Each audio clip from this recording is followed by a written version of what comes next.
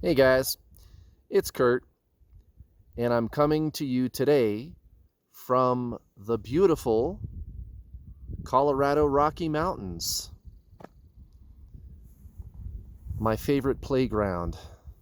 It's America's favorite backyard, or biggest backyard, some might say. You can I don't know if you can see in the picture, but there's the plains off in the distance. You can kind of see, maybe not too well in the picture. You can kind of see some mountains, and then just beyond the mountains are the plains. Real pretty place. Real quiet, you know. Nice place. Apologize in advance if the wind interferes with the microphone. I know that can create some noise. And it's a little breezy, but not too bad. But I wanted to talk about something of great import today. And it's about enlightenment. And there seems to be, just an observation I made, there seems to be this notion that enlightenment is very serious, and we can't be joking around, and you can't say certain things or act a certain way, which is really, it really flies in the face of what enlightenment is. Someone once told me, this was a long time ago, but a man once told me, you know how to get enlightened? And I said, how's that? And he said, you got to lighten up. And he was right. And he wasn't even, necessarily like a person that was particularly interested in spiritualism. But even he kind of saw that play on words in the word enlightenment. So think of all the stereotypes about what a spiritual person is supposed to be, or what an enlightened person is supposed to be. Like they're supposed to be like Yoda or something, or Eckhart Tolle. Some people have this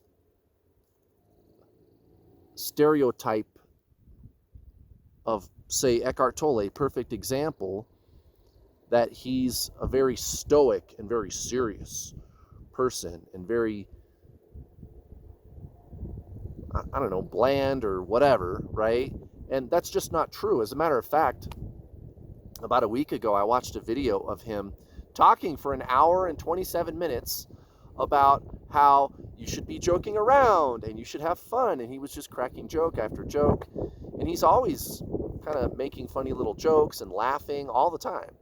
Eckhart Tolle. So I don't recognize that stereotype.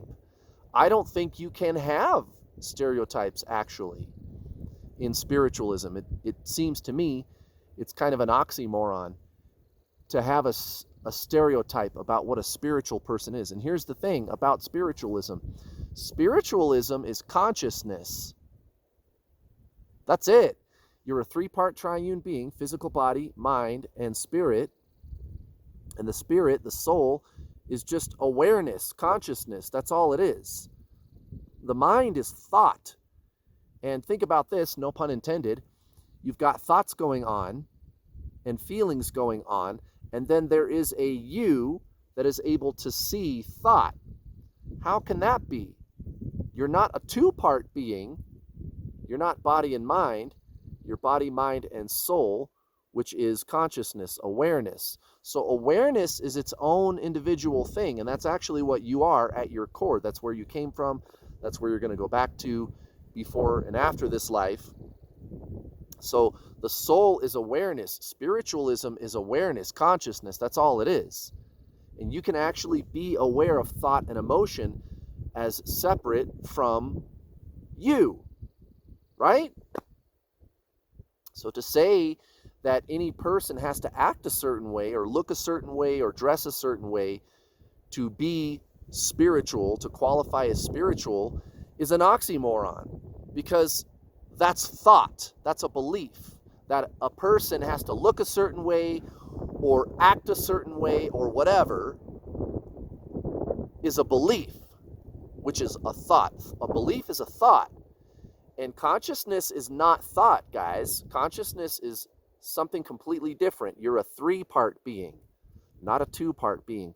Thought and consciousness is just not the same. And you can be aware that you are aware, too. And when you increase this level of consciousness, this amount of awareness that you have, you see more and more your own thought patterns and beliefs and things, and you see the world around you more clearly. So you just can't have a belief system that is spiritual. That's an oxymoron. Even if people say, here's a spiritual belief system, or here's what my spiritual beliefs are, well, that's just semantics. That's just words. That's a play on words. Even if people call it spiritual beliefs, you can't have that. That's like saying I have a round square. Okay? Because consciousness is not thought. So when you see somebody who is acting in a way that we don't think of as the stereotype of spiritualism, it doesn't mean anything. And I get pegged that. I get pegged that way a lot. I get flack from people sometimes, right? And I get it. I'm unusual for a spiritual teacher.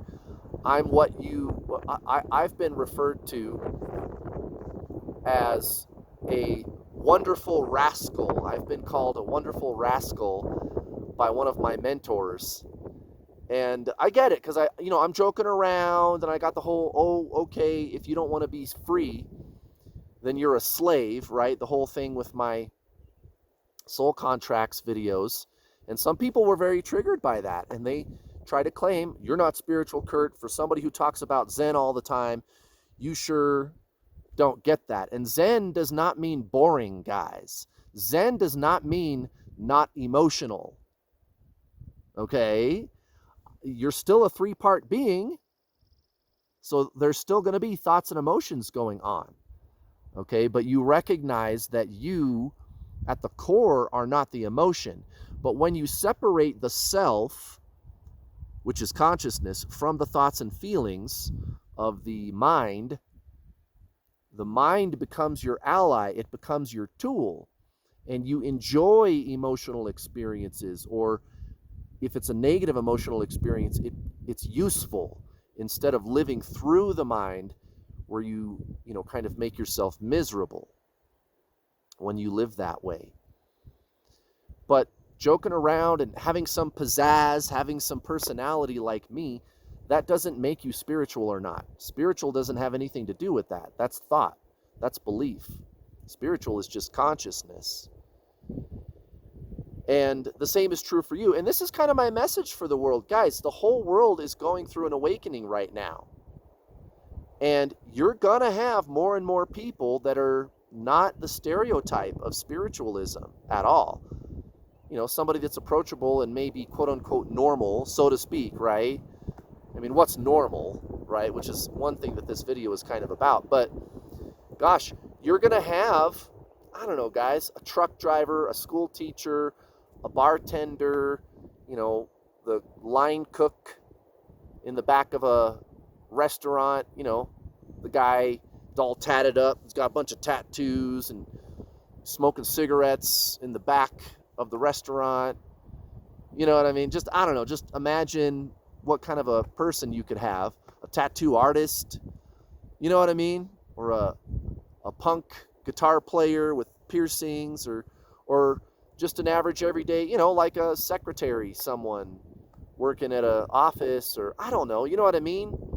Or a truck driver or whatever, right? Like, it's happening to everybody, guys.